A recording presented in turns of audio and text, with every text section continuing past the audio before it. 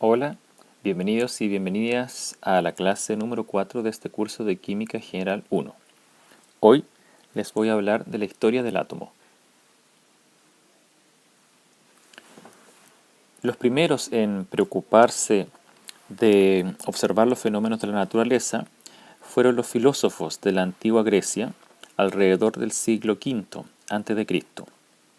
De ellos, los más destacados fueron Aristóteles y Demócrito. Demócrito, que es el que aparece en este busto, vivió entre los años 460 a 370 a.C. y Aristóteles, que es el que está en este otro busto, vivió entre los años 384 al 322 a.C. Se podrán dar cuenta entonces que Demócrito era mucho más viejo que Aristóteles, y casi que cuando Demócrito estaba en sus últimos años de vida, Aristóteles estaba en sus primeros años de vida. Los filósofos de la naturaleza fueron llamados así en la antigua Grecia, dado que se dedicaban a mirar la naturaleza y observarla y tratar de explicar sus ideas. Entonces, entre estos dos filósofos hubieron ideas que estaban opuestas. Ya les dije entonces que Demócrito fue anterior a Aristóteles. Por lo tanto, Aristóteles conoció las ideas de Demócrito, pero no así al revés, Demócrito las de Aristóteles.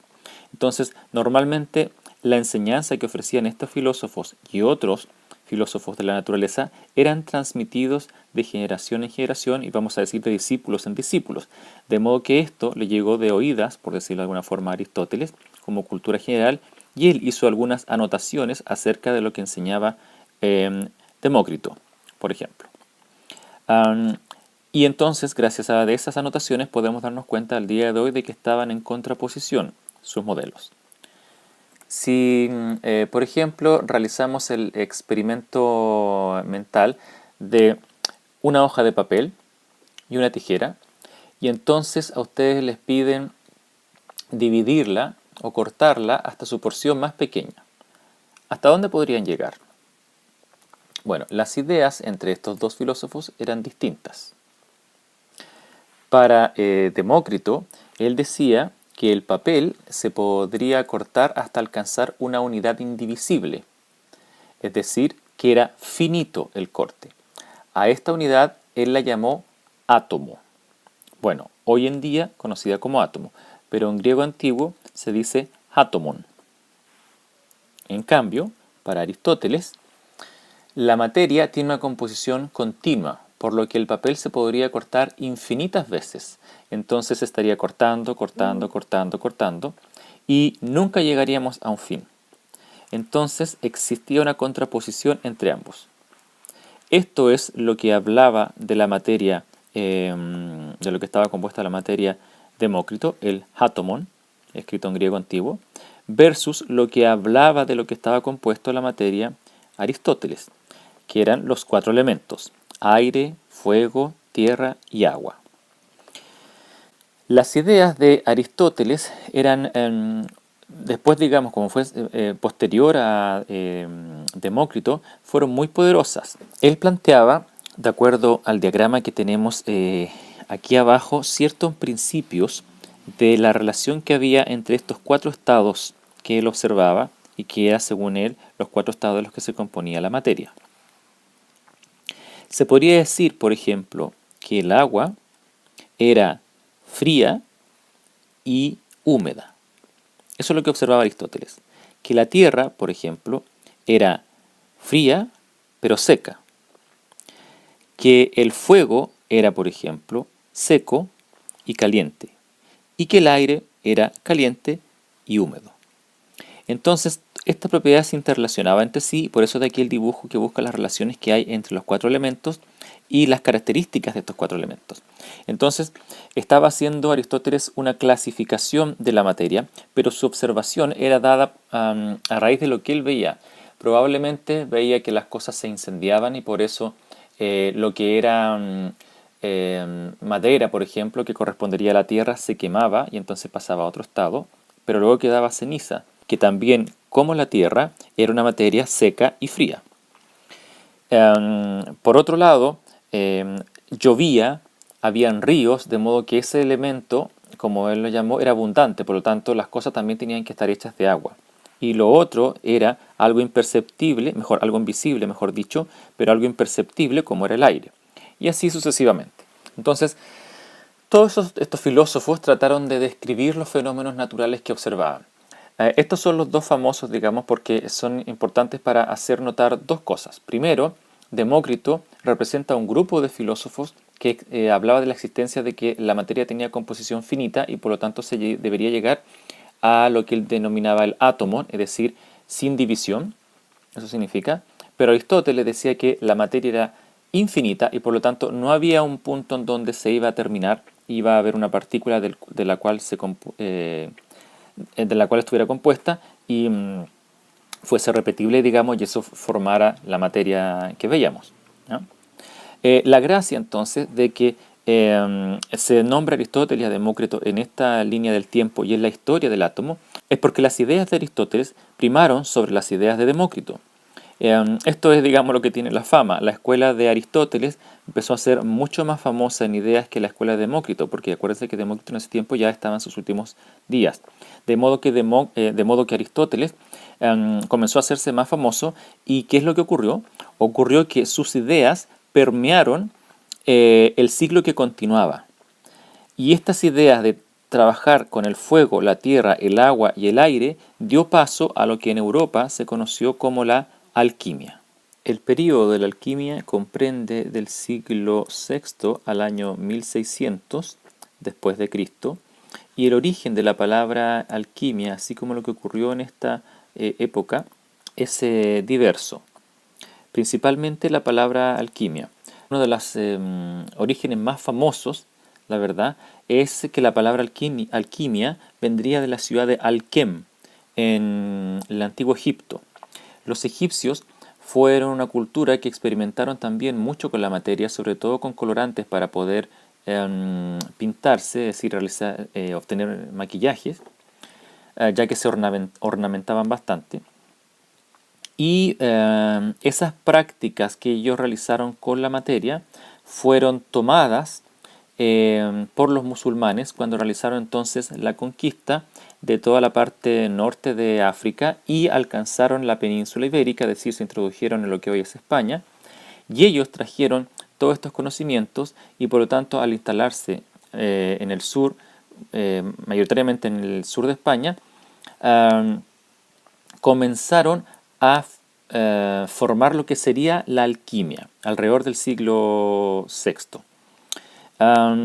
Este periodo, en donde justamente los que trabajaban con la alquimia se llamaban alquímicos, comprende un gran periodo de lo que conocemos como la Edad Media. En esta fotografía se aprecia a un alquímico de la época trabajando sobre, al parecer, lo que es una retorta o un matraz de fondo redondo, que es lo que conocemos hoy. La cultura que trajeron los musulmanes desde Egipto se transformó en una cuestión, más que de experimentar con la materia, se transformó en una cuestión personal para los alquímicos. Y entonces se plantearon objetivos como transmutar los metales en oro. Eso era una cuestión que ellos persiguieron por mucho tiempo, ya que el oro era un elemento muy valioso en esa época, por lo tanto quien se transmutara los elementos en oro se haría rico. Y lo otro que trataban era de encontrar lo que se denominó la piedra filosofal, que les permitiría fabricar el elixir de la vida eterna. Entonces era otra cosa también que querían los alquímicos, vivir eternamente. De ahí entonces viene la historia que ocurre en la primera parte de la saga de Harry Potter, en donde está este alquímico Nicolás, que ha vivido mucho tiempo porque supuestamente encontró la piedra filosofal. El cuadro que ustedes ven ahí no es un cuadro de la época. Este cuadro se llama El alquimista descubre el fósforo y es del pintor Joseph Wright y lo pintó en el año 1771. Entonces es una pintura muy muy posterior a esta época. Pero como todavía se tenían los conocimientos del 1600, entonces se sabía cómo más o menos habían trabajado los alquímicos. En esta época, entonces, los alquímicos nunca trataron de explicar el origen de la materia o si era indivisible o divisible. Su causa fue más egoísta, por decirlo de alguna manera. Trataban de buscar algo para sí y muchos de los conocimientos alquímicos eran muy sincréticos, es decir, solamente se conocían entre algunas personas y si alguien quería mantener un descubrimiento que había hecho, inventaba símbolos. Por lo tanto, en esta época también se empezaron a crear símbolos para describir procesos químicos, ¿ya? Así que todo aquí era muy sincrético, entonces por eso es que algunos le llaman que este fue un periodo oscurantista. La verdad, no fue un periodo oscurantista, sino que la química como tal no nació como ciencia gracias a que existió demasiado tiempo la alquimia. En cambio, otras disciplinas como la física y la biología, en este tiempo, es decir, ya en la mitad de esta época y casi al final del 1600, se crearon como ciencia. En cambio, la química estuvo demasiado tiempo sin ser ciencia, a pesar de que se hacían reacciones y procesos químicos, ¿ya? Es una cuestión importante. ¿Hasta qué momento entonces pasó eso? ¿Cuándo se dejó la alquimia de ser química? Bueno, eso fue en el periodo de la Ilustración, gracias a Robert Boyle. Robert Boyle introdujo el método científico y gracias a eso, entonces, a la química, a la experimentación de las reacciones, y gracias a eso, entonces, la química pasó a ser ciencia. Desde ahí en adelante comenzaron muchos de los ex alquímicos, vamos a llamarlo así, a transformarse y ahora a decirse que eran químicos, ¿sí? Experimentaban con la materia, pero con el método científico. Y fue justamente en ese momento cuando ahora se empezó a tener una conciencia o querer buscar una explicación de qué estaba hecha la materia. Y uno de los primeros que empezó a escribir postulados de qué estaba hecha la materia fue John Dalton. A comienzos del siglo XIX, es decir, en 1808, John Dalton plantea la teoría atómica de la materia, como él lo llamó, que estaba basada en postulados. 4 postulados, para ser más exactos. Primero, que los elementos están formados por partículas extremadamente pequeñas, a las que él renombró átomo, en honor justamente a lo que el filósofo Demócrito había dicho hace mucho tiempo atrás. Entonces él resalta, readmira, vamos a decir así, de esta manera, al filósofo Demócrito y llama a estas partículas justamente átomos. Entonces él consideraba que la materia era finita. En algún momento, si volvemos al experimento mental de la tijera, cortando y cortando el papel, llegaríamos a lo que es indivisible. El segundo postulado que dijo Dalton fue que los átomos de un mismo elemento son idénticos. Es decir, tienen igual tamaño, masa y propiedades químicas. Es decir, no pueden ser distintos si son átomos del mismo elemento. El tercer postulado de Dalton fue que los compuestos están formados por átomos de más de un elemento, que es una definición que ya vimos nosotros antes, ¿no? Los compuestos están formados por mínimo 2 elementos distintos. Entonces fue Dalton el que dijo esto por primera vez. Y el postulado 4 de John Dalton fue que en cualquier compuesto, si se comparan 2 elementos de los que está formado ese compuesto, la relación entre ellos es siempre un número entero o una relación sencilla. Esto es lo que se conoce como una de las leyes ponderales. Las leyes ponderales fueron también dadas de forma histórica. El primero que enunció una ley ponderal fue Proust, en donde dijo que justamente la relación que hay entre los átomos de un compuesto es una relación entre números enteros y sencillos, ¿ya? Entonces puede ser 1 a 2, 3 a 4, pero nunca decimales.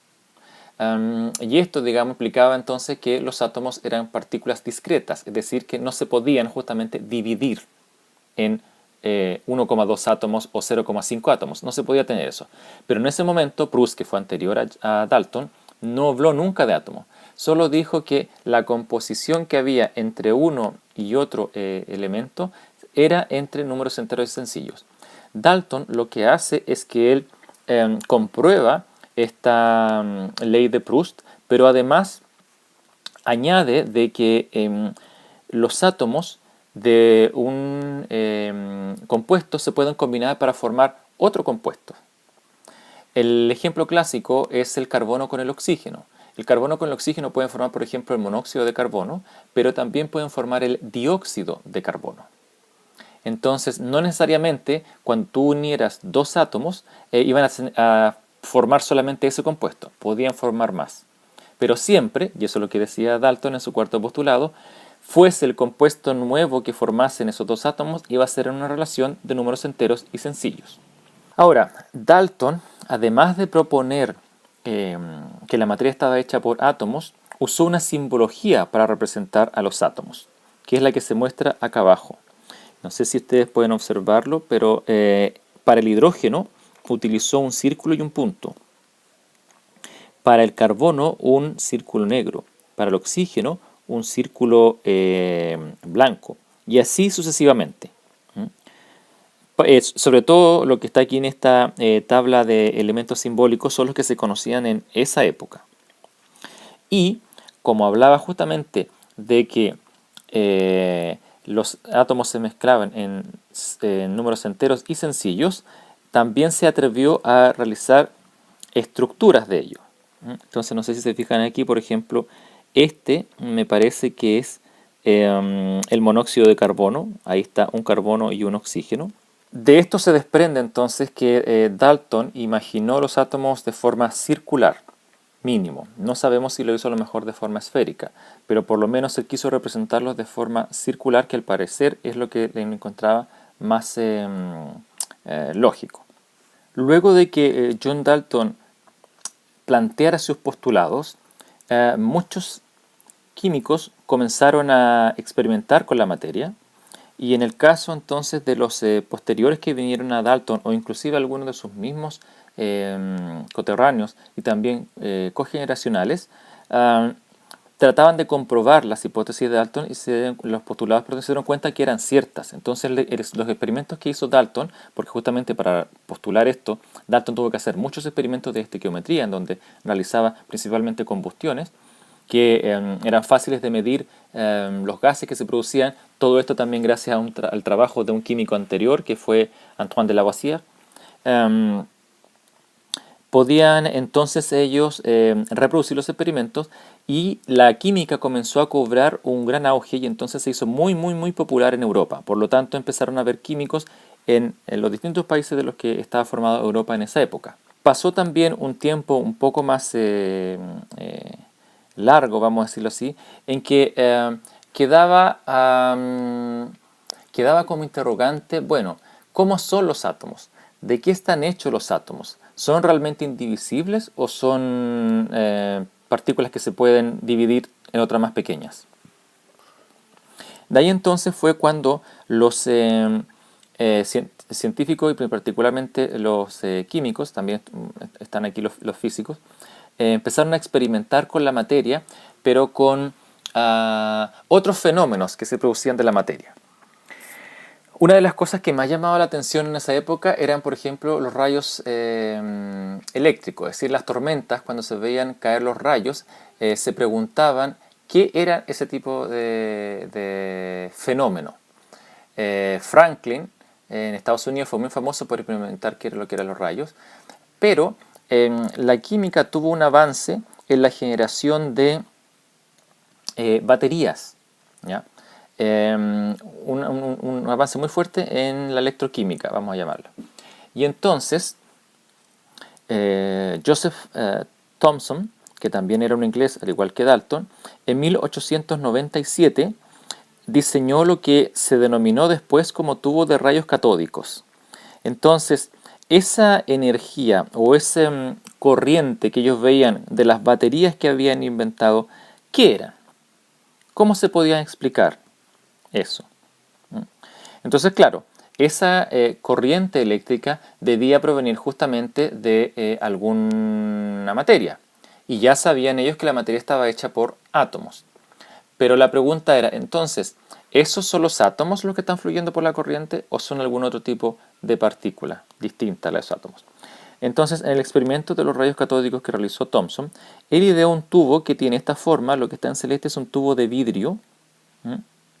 No sé si se puede apreciar.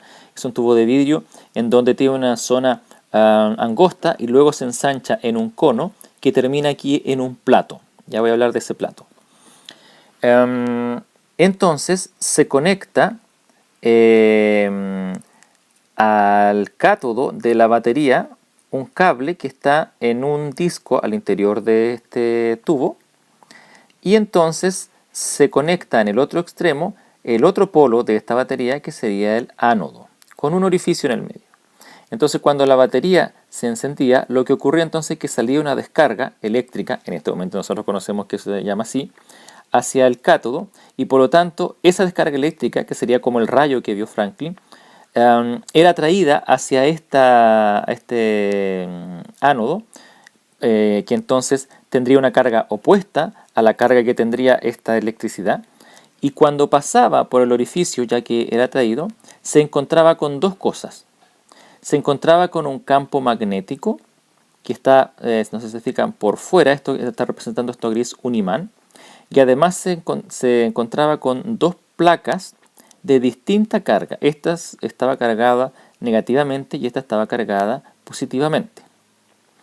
Entonces, ¿qué es lo que se debía esperar? Se debía esperar que cuando pasara este camino, esta corriente debería debería incrustarse en este plato, que era un plato fluorescente, es decir, si aquí chocaba algo, quedaba una marca que se podía ver de forma fluorescente. Entonces era lo que a la oscuridad se revelaba, ¿no? Por lo tanto, ¿qué es lo que debería pasar si el rayo cruzaba vamos a decir, este túnel donde hay un campo magnético y además hay dos placas cargadas eléctricamente? ¿Sería que el rayo se desviaría hacia la parte A? ¿Se quedaría en el centro, es decir, no se desviaría? ¿O se desviaría a la parte C? Eso fue lo que trató de ver Thomson en 1897. Bueno, se comprueba que después de realizar el experimento varias veces, el haz que salía del cátodo chocaba abajo, es decir, se desviaba hacia C. ¿Y por qué se desviaría hacia C? Se supone que entonces tendría que sentirse más atraído hacia abajo que hacia arriba. Como aquí hay una placa positiva, entonces quiere decir que si se atrae hacia abajo, de lo que está hecho este rayo debe ser de la carga contraria, con carga negativa. Esto es una cuestión que ya se conocía hace mucho tiempo los físicos, es decir, que las cargas opuestas se atraían. Por lo tanto, lo que se dio cuenta Thomson es que la naturaleza de estos rayos debían ser de tipo negativa. Por lo tanto, la corriente eléctrica estaba hecha por algo con carga negativa.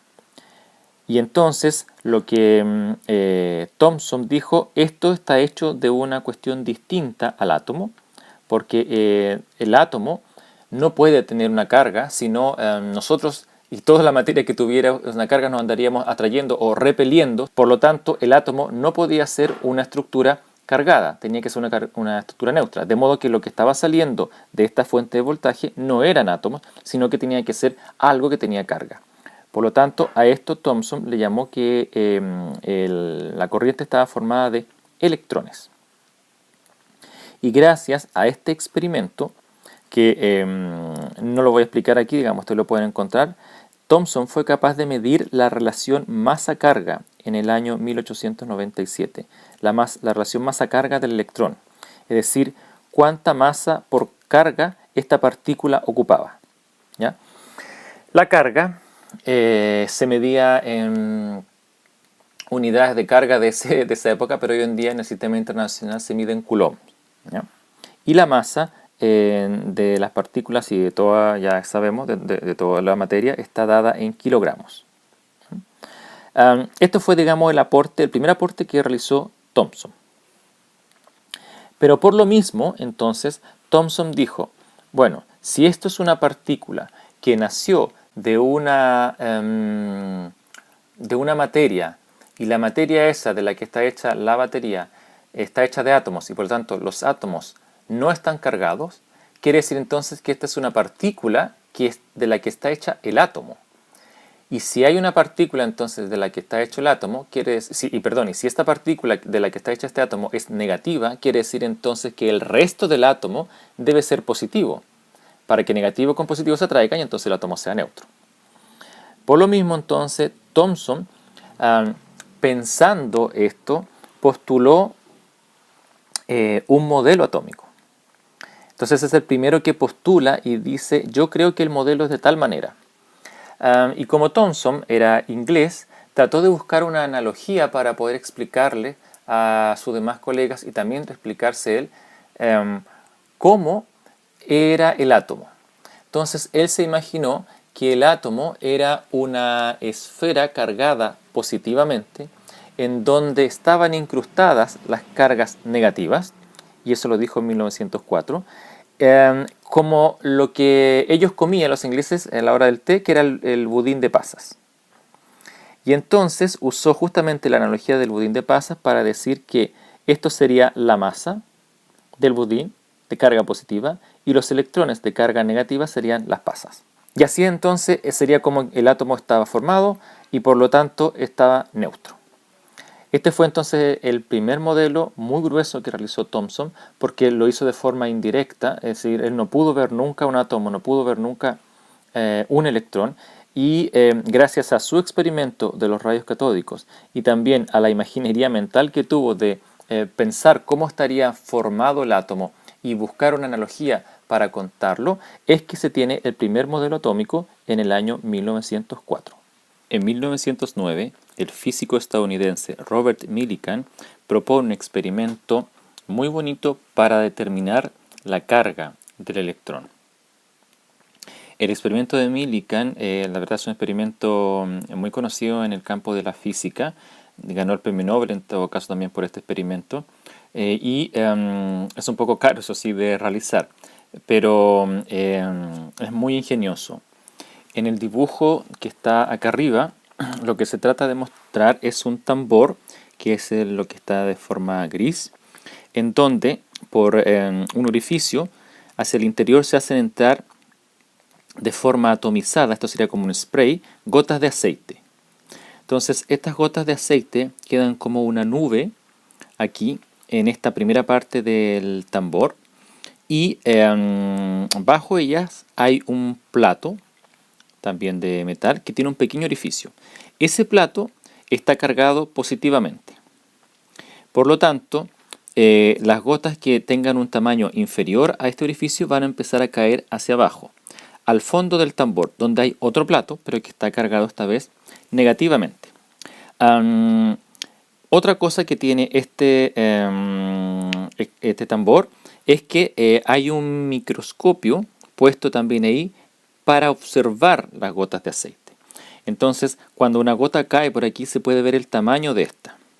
Y por otro lado, existe una fuente de rayos X que lo que produce es que carga las gotas de aceite.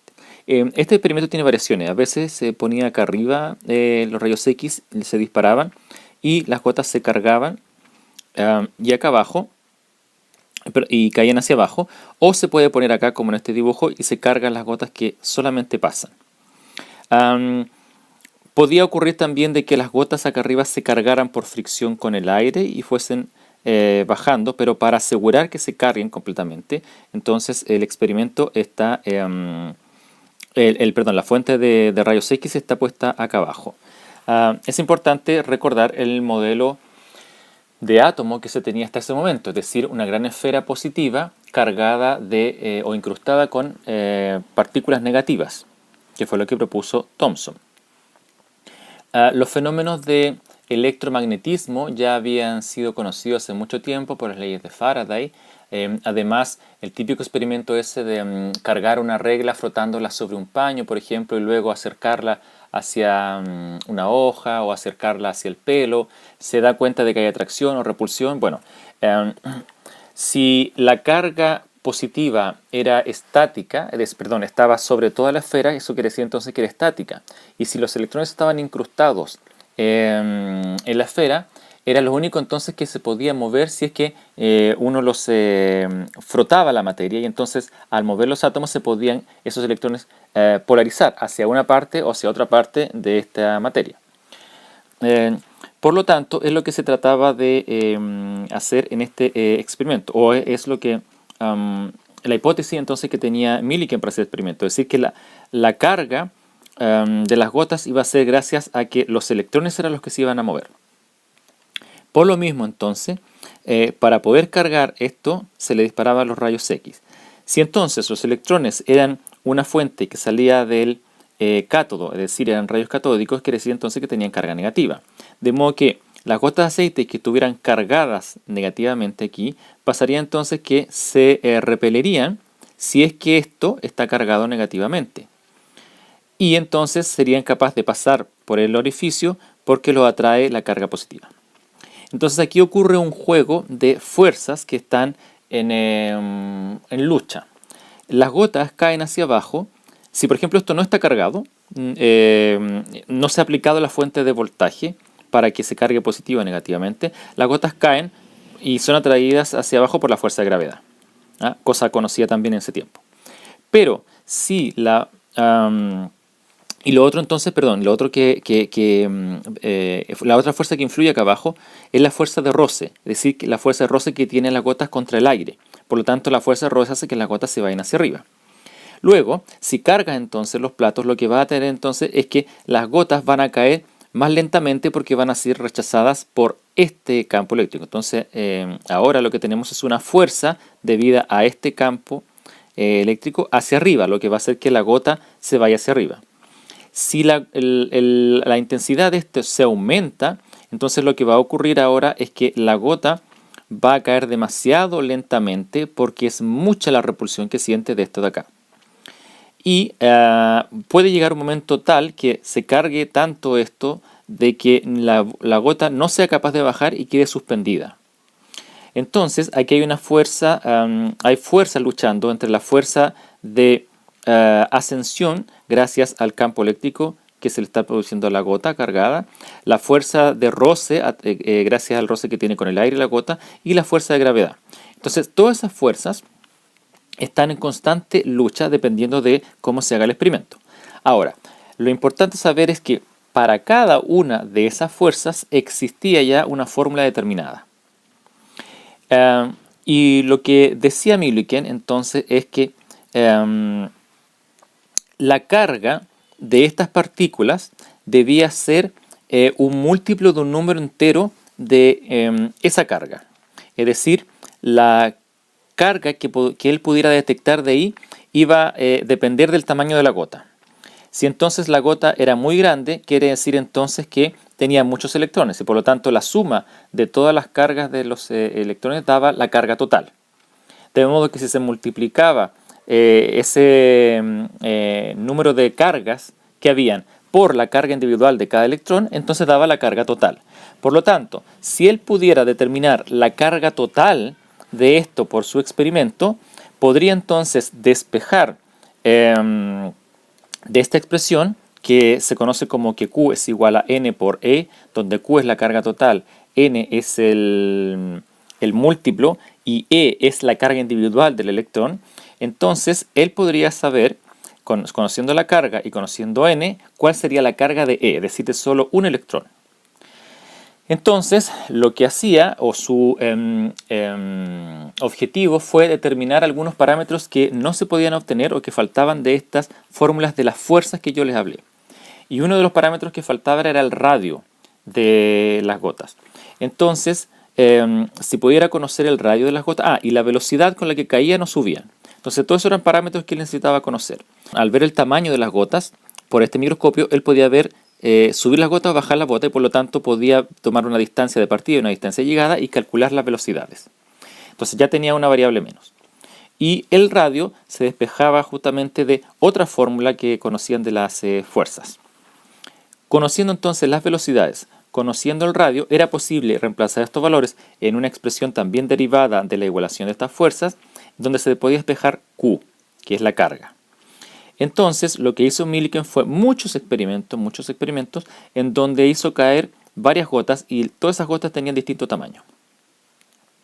Entonces, lo que hizo fue entonces que al tener los parámetros del radio y además de la velocidad, ya podía obtener la carga total de cada una de esas gotas, despejando justamente de esas fórmulas y conociendo todo lo demás, la carga total. Como el tamaño de las gotas que iban a caer aquí iba a ser de distinto radio, quería decir que mientras más grande fuese la gota, entonces más grande iba a ser la carga. Y lo contrario, mientras más pequeño fuese la gota, más pequeña iba a ser la carga.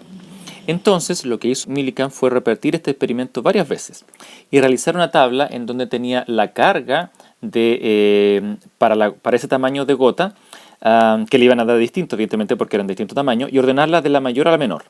¿Y qué es lo que hizo después? Lo que hizo fue dividir cada una de esos datos por el valor menor. Entonces iba a encontrar una relación entre la carga y la carga menor.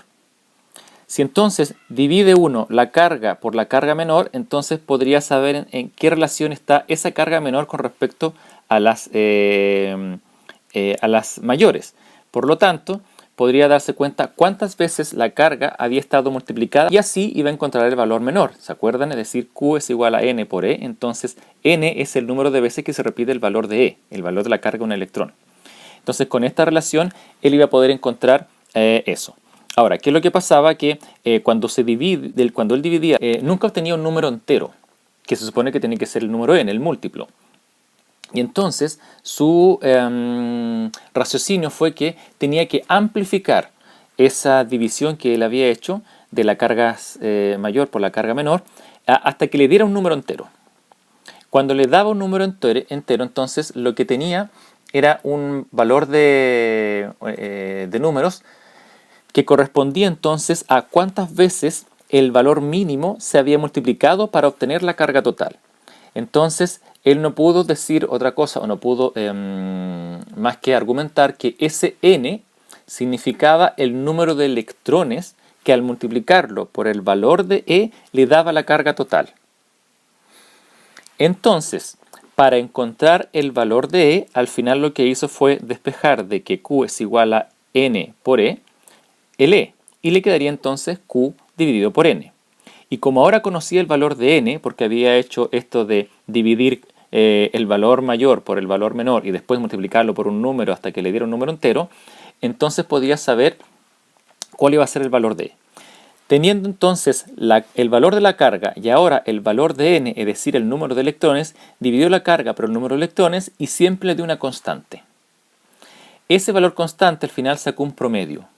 Y ese valor promedio es lo que se conoce hoy en día como la carga del electrón, que está en valores de Coulomb, que es la unidad del sistema internacional. O sea, es un experimento que es muy bello, la verdad que trabajó mucho en él para obtener tamaños de gota muy distintos y después realizar este raciocinio, es decir, el tratamiento de los datos, de las medidas, para obtener la carga del electrón. Ese fue el gran aporte de Robert Millikan y por eso es que he citado en la línea del átomo, porque pudo determinar entonces la carga del electrón. Ahora, recordando de que Thomson había terminado la relación masa-carga y gracias a que Millikan obtuvo la carga del electrón, podía saberse ahora cuál era la masa. Y se dieron cuenta que la masa de un electrón era pero casi infinitesimalmente pequeña.